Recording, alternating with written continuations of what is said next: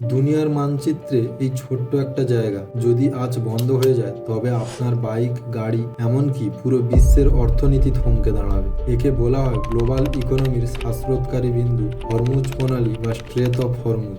এক পাশে রয়েছে ইরান আর অন্য পাশে ওমান এবং ইউএই। সবচেয়ে অবাক করা বিষয় হলো এই প্রণালীর সবচেয়ে সরু জায়গার প্রস্থ মাত্র ৩৯ কিলোমিটার। এই সরু পথে জাহাজ চলাচলের জন্য মাত্র ৩ কিলোমিটার চওড়া একটি শিপিং লেন ব্যবহার করতে হয়।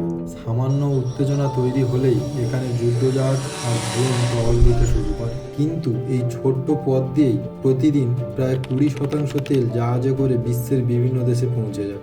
বিশ্বের তেলের এক বিশাল অংশ এই একটি পথের ওপর নির্ভর করে। ইতিহাস জুড়েও এই প্রণালী ছিল অত্যন্ত গুরুত্বপূর্ণ। ১৫০৭ সালে পর্তুগিজ সেনাপতি আফনসো দে আলবুকার এই জায়গা দখল করে এবং বাণিজ্য পথ নিয়ন্ত্রণ করার চেষ্টা করে, কারণ তখন থেকেই এটি ছিল এশিয়া, মধ্যপ্রাচ্য এবং ইউরোপের একটি গুরুত্বপূর্ণ সমুদ্রপথ।